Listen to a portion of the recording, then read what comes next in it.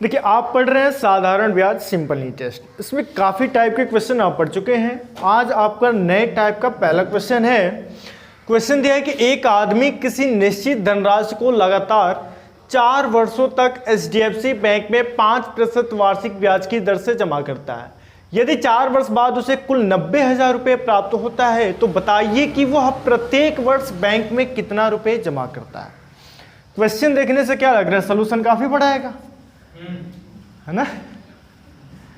देखो यहां से हम इसको सॉल्व करेंगे तो यहां से देखो दे रहा है क्या कि वह प्रत्येक वर्ष बैंक में कितना रुपए जमा करता है। हमको एक वर्ष यानी कि वो प्रत्येक वर्ष कुछ ना कुछ क्या कर रहा है, जमा कर रहा है। जैसे हम अगर कोई भी LIC में कुछ पैसे जमा करते हैं या तो प्रत्येक वर्ष जमा करते हैं या प्रत्येक मंथ जमा करते हैं, ऐसे HDFC बैंक में वो प्रत्येक वर्ष पैसा जमा कर रहा है। तो हमको बताना है कि वो प्रत्येक वर्ष कितने रुपए जमा किया, यही चीज़ हमको बताना है। 4 वर्ष तक वो लगातार जमा किया है और कितने % ब्याज की दर से, 5% ब्याज की दर से जमा किया है। हमको क्या पता है कि वो कितने रुपए जमा कर रहा है, नहीं पता है, ये तो हमको ज्ञात करना है। लेकिन एक बात हमको पता है कि 4 वर्ष बाद उसे कुल कितने रुपए मिले हैं, 90,000 रुपये प्राप्त हो रहे हैं।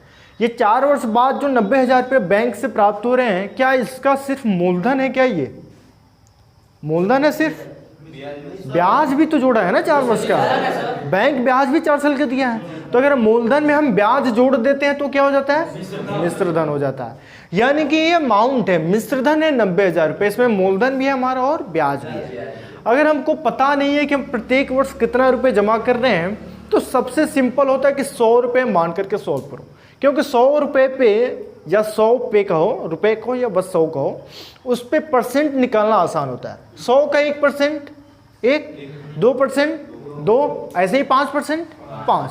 तो अगर हम 100 रुपये माने ना तो इसका 5% क्या हो जाएगा, 5% वार्षिक ब्याज की दर से जमा कर रहा है। इसलिए अगर हम मान लें कि माना वो प्रत्येक वर्ष क्या कर रहा है, 100 रुपये जमा कर रहा है, ठीक है। हमको पता नहीं है कि कितना रुपये जमा कर रहा है। तो अगर हम मानेंगे, देखो इसको सॉल्व बहुत आसानी से कर पाओगे, पहले समझ लो, उसके बस बहुत आसानी से 2 से 3 लाइन में कर पाओगे। लेकिन पहले समझो, यहाँ से मानेंगे कि माना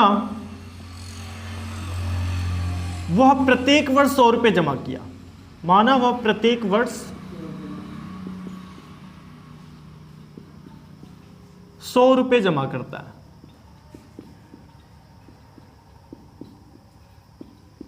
ठीक है, अब जब ये 100 रुपये जमा कर रहा है और एक वर्ष में ब्याज उसको कितना मिल रहा है, 5% ब्याज मिल रहा है क्या। यानी कि अगर हम बात करें कि पहले वर्ष, फर्स्ट ईयर की अगर हम बात करें, पहले वर्ष उसने कितने रुपए जमा किए होंगे, 100 रुपये, तो ब्याज कितना मिला होगा पहले साल, 5%, यानी कि 5 रुपये ही तो ब्याज मिला होगा। पहले साल वो 100 रुपये जमा किया होगा और ब्याज उसको मिला है 5% का, यानी कि कितने रुपये ब्याज, 5 रुपये। 100 रुपये के 5%, 5 ही तो होगा। तो पहले साल वो 100 रुपये जमा किया और 100 रुपये पे वो पहले साल पाया कितना, 5 रुपये ब्याज। अब वो 100 रुपये क्या दूसरे साल के लिए भी रहेगा कि निकाल लेगा, निकालने के लिए तो बोला नहीं है, वो 4 साल बाद 90,000 रुपये पा रहा है, यानी कि दूसरे साल भी वो 100 रुपये रहेगा। और हम जानते हैं कि हर साल साधारण ब्याज क्या होता है, समान होता है। तो अगर हम सेकेंड ईयर की बात करें, वो 4 साल तक रख रहा है। अगर हम दूसरे वर्ष की बात करें तो दूसरे वर्ष भी 100 रुपये जमा कर रहा है क्या, और 100 रुपये पहले से है, 100 रुपये पहले से उस जमा किया है, 100 रुपये फिर से जमा कर दिया, यानी कि अब टोटल कितने रुपये हो गए, 200 रुपये हो गए क्या, बताओ। 100 रुपये पहले से जमा किया है, फिर दूसरे साल 100 रुपये जमा कर दिया, यानी कि अब उसके पास 200 रुपये हो गए क्या। जब 200 रुपये होगा तो 200 का ब्याज कितना मिल रहा है, 5%। तो 200 का 5% ब्याज क्या होगा, 10 रुपये होगा। 100 का 5%, 5, तो 200 का 10% हो जाएगा, 10 रुपये हो जाएगा। कोई दिक्कत है, ये 5% ब्याज की बात है। अब ये 4 साल तक है, तो हम 4 सालों तक 100 रुपये जमा करेंगे। तो हम तीसरे साल की बात करें कि थर्ड ईयर ये कितने जमा किया, तो तीसरे साल भी क्या करके 100 रुपये जमा करेगा क्या, और 200 पहले से है, यानी कि 300 रुपये हो गए क्या, 300 रुपये हो गए और 5% ब्याज इस पर मिलेगा, यानी कि कितने रुपये ब्याज मिलेगा, 15 रुपये। कोई दिक्कत है। ऐसे फोर्थ ईयर की भी बात हम करें, क्योंकि 4 साल तक वो जमा किया है, अगर 5 साल देता तो हम 1 साल और बढ़ाते हैं, ठीक है। तो 4 साल में 300 रुपये पहले जमा, 100 रुपये और जमा कर दिया, यानी कि कितना रुपये जमा कर दिया, 400 रुपये। 5% की दर से ब्याज क्या हो जाएगा, 20 रुपये। कोई दिक्कत है क्या। यानी कि वो 4 वर्षों में कितने रुपए जमा किया है? 400 ही तो जमा किया है। अब ऐसा मत जोड़ना कि 100, 200, 300, 600, 400, 1000, ऐसा नहीं है ना। 100 रुपये गया है तो यही 100 रुपये इसमें इंक्लूड कर दिए, 200 हो गया, इसमें इसको भी इंक्लूड कर दिया, 300 हो गया, अब इसमें 100 रुपये जमा कर दिए तो 400 रुपया। यानी कि उसने 4 सालों में टोटल जमा किया क्या है? 400 रुपये। और 4 सालों में हम देखें कि इसको ब्याज कितना मिला है। ब्याज पूरा ब्याज देखोगे ना 4 सालों में, 5 रुपये पहले साल, 10 रुपये दूसरे साल, फिर ऐसे ऐसे ब्याज बढ़ता क्या है। तो टोटल ब्याज कितना है? 5, 10, 15, 15, 30, 20, 50। टोटल ब्याज 50 रुपये है क्या? और जमा कितना किया है? 400 रुपये। जो जमा किया जाता है वो क्या होता है? मूलधन होता है। यानी कि मूलधन क्या है? 400 रुपये। ब्याज क्या मिला? 400 रुपये, 50 रुपये। अब मूलधन में अगर हम ब्याज को जोड़ते हैं तो क्या होता है? अमाउंट यानी कि मिश्र धन होता है। और अमाउंट कितना दिया क्वेश्चन में? 90,000 रुपये। यानी कि 400 रुपये और 50 रुपये हम जोड़ दें मूलधन प्लस ब्याज तो क्या हो जाता है? मिश्र धन। और यहाँ से चूंकि हम 100 रुपये माने हैं, 100 रुपये है नहीं, 100 रुपये हम माने हैं, तो 100 रुपये, 400 रुपये क्या है? मूलधन है, इसमें हम 50 रुपये जोड़ दिए, यानी कि 450 रुपये हो गया क्या? लेकिन क्वेश्चन में क्या करें? 90,000 रुपये है मिश्र धन। यानी कि 450 के बराबर हम 90,000 रुपये लिख सकते हैं क्या? हाँ, ये भी मिश्र धन है, ये हम माने हैं वो मिश्र धन है, और ये एग्जैक्ट मिश्र धन है। तो अगर एक की वैल्यू आ जाएगा तो हम प्रत्येक महीने में जितना रुपये जमा कर रहे हैं आसानी से ज्ञात कर सकते हैं। तो अगर हम एक की वैल्यू अगर हम यहाँ से ज्ञात करें, देखो 450 रुपये ऐसे हो रहा है, ऐसे 90,000 रुपये हो रहा है। तो अगर हम एक की वैल्यू अगर ज्ञात करेंगे तो 450 से हम भाग दे देंगे क्या? 450 से भाग दे दें, 0 से 0 घटा, 45 दूना 90, यानी कि 200 रुपये हुआ क्या? एक इकाई की वैल्यू 200 रुपये, और हम जमा कितने रुपए कर रहे थे? 100 रुपये। बताना है कि प्रत्येक वर्ष कितने रुपये जमा किया, तो 1 बराबर 200, तो 100 बराबर 20,000 हो जाएगा क्या? कोई दिक्कत है? यानी कि प्रत्येक वर्ष बताने कि कितने रुपए जमा कर रहा है। हम देख रहे हैं प्रत्येक वर्ष 100 रुपये जमा किया, ऐसे एक तो प्रत्येक वर्ष 100 जमा किया, यानी कि 100 से हम इधर भी गुणा कर दे क्या? 100 से गुणा करेंगे 2 जीरो बढ़ जाएगा, यानी कि प्रत्येक वर्ष उसने कितने रुपए जमा किए? 20,000 रुपये। कोई दिक्कत है? समझ में आया? देखो इसको और कम समय में कैसे सॉल्व करोगे। अब ये अगर समझ में आ गया तो माइंड में सेट होना चाहिए कि 5% की दर से हम जमा कर रहे हैं, और क्वेश्चन को आसान बनाने के लिए हम x रुपये भी मान सकते थे, तो x से काफ़ी ज़्यादा टफ होता। 100 रुपये हम आसान बनाने के लिए करते हैं, क्योंकि 100 रुपये पे हम जानते हैं परसेंटेज आसानी से ज्ञात कर सकते हैं। 100 रुपये का 10% 10 रुपये, 100% का 5% 5 रुपये। अब हमको पता है कि 4 वर्ष में हमको जमा करना है, और प्रत्येक वर्ष हम 100 रुपये जमा कर रहे हैं। तो पहले वर्ष 100 रुपये जमा किए तो ब्याज, ये माइंड में कैलकुलेशन कर सकते हो। 100 रुपये पहले वर्ष जमा किए तो ब्याज क्या मिला? 5 रुपये। दूसरे वर्ष भी 100 रुपये जमा करेंगे, नहीं 200 हो गया क्या? ब्याज मिला क्या? 15 रुपये। एक साइड में ब्याज लिखते जाओ, एक साइड में ब्याज लिखते जाओ। पहले साल 5 रुपये ब्याज, दूसरे साल 10 रुपये ब्याज, तीसरे साल 300 हो जाएगा, तो 300 का 5% 15 रुपये। फिर एक साल में और जमा कर दिया 100 रुपये, यानी कि 400 रुपये हो गया क्या? 400 का 5% 20 रुपये। अब जोड़ दो ब्याज को तो 50 रुपये ब्याज हो जाएगा, और जमा क्या कर रहा है? 400।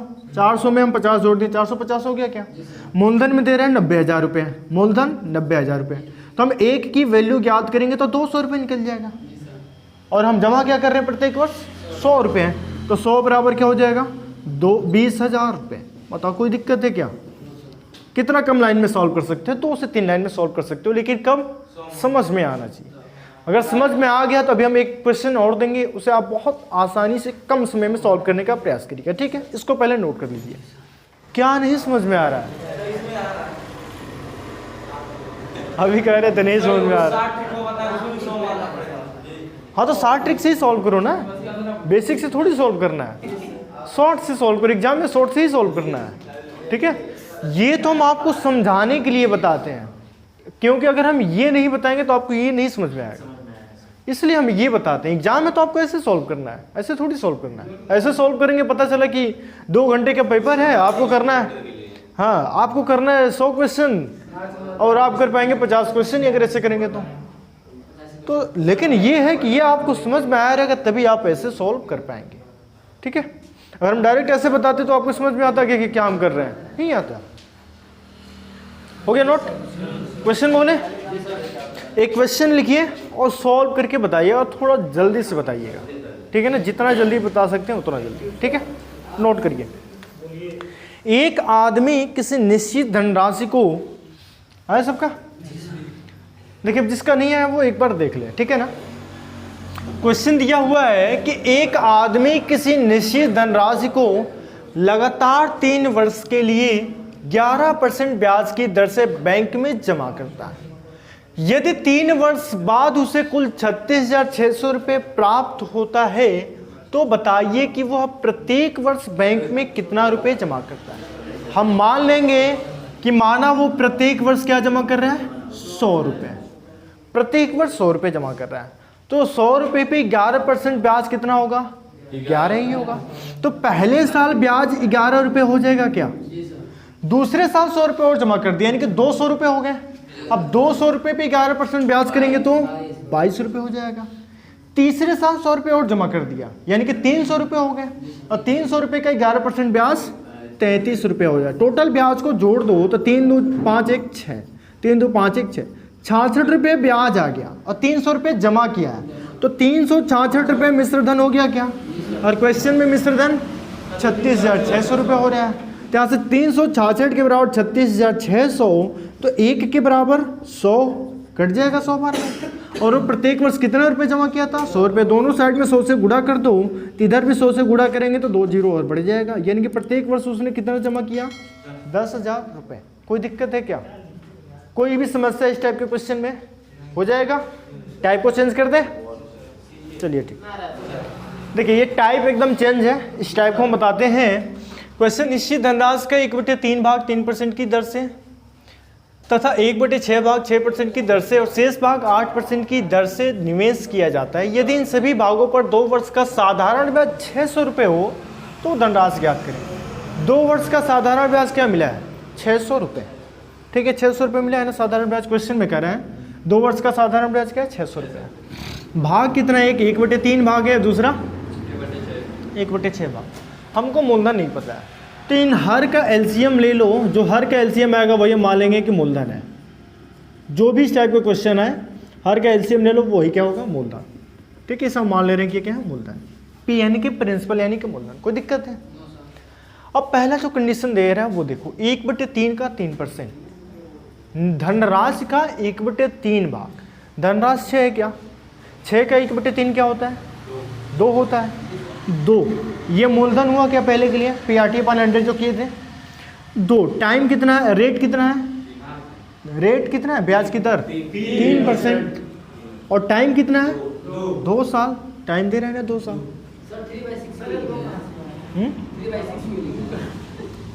कहाँ 3/6 क्या,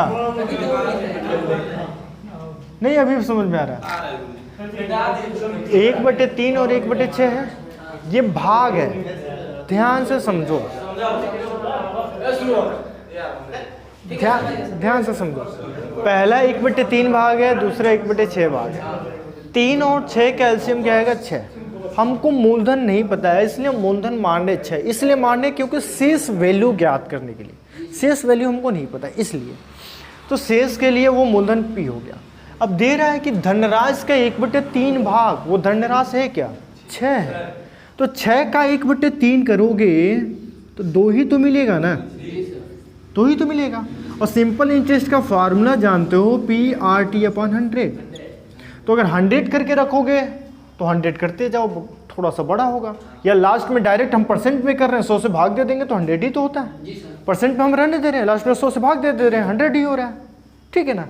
तो इसलिए हम इतना ये ना करके, मूलधन यहाँ से क्या मिला, 2, कितने % की दर से, 3, कितने टाइम के लिए, 2 वर्ष। गुणा कर दो, क्योंकि PRT ही करते हैं, गुणा करते हैं।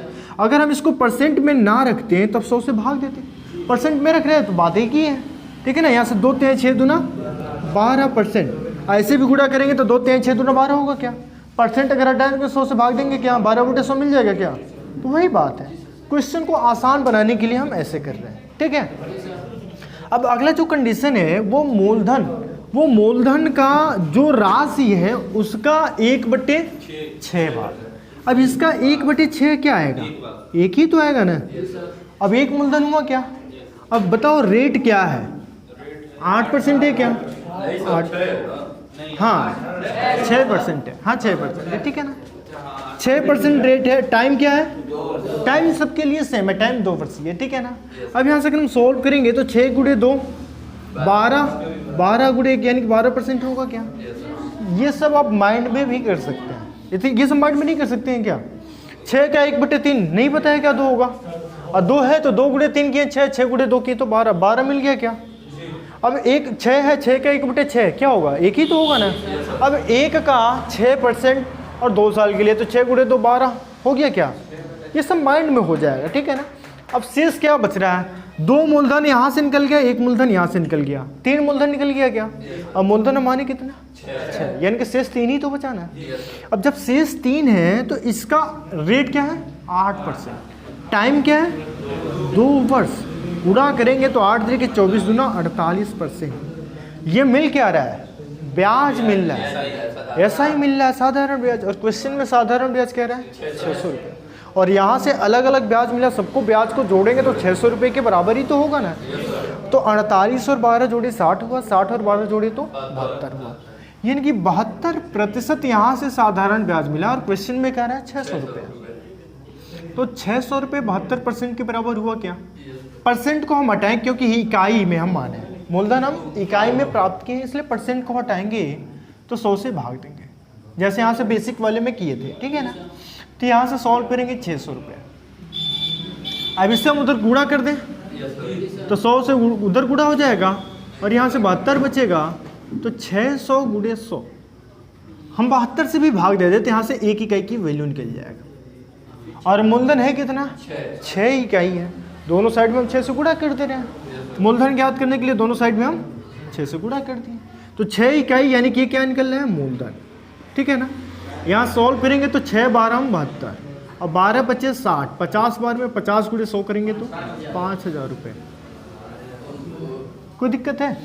समझ में आया क्या? अगर ना समझ में आया तो एक बार और देख सकते हो। 3 और 6 कैसे हम 6, 6 का 1/3 2, और 2 गुणे 3 करोगे 6, 6 गुणे 2 करोगे 12%, ठीक है। 6 का 1/6 1, 1 गुणे 6 और 6 गुणे 2 करोगे 12%। शेष क्या मिला? 2 और 1 3, हटा दो 6 में से तो 3 मिला क्या शेष? अब 3 शेष मिला तो 3 8% की दर से 2 साल के लिए 8 3 24 दूना 48%। अब सभी परसेंट को जोड़ दो तो 72% मिला ब्याज, और क्वेश्चन में कह रहे हैं 600 रुपये ब्याज मिल रहा है, तो 72% बराबर 600। तो हम परसेंट को फ्रैक्शन में चेंज करेंगे, 100 से डिवाइड करेंगे और कैलकुलेट करेंगे तो आसानी से निकल जाए।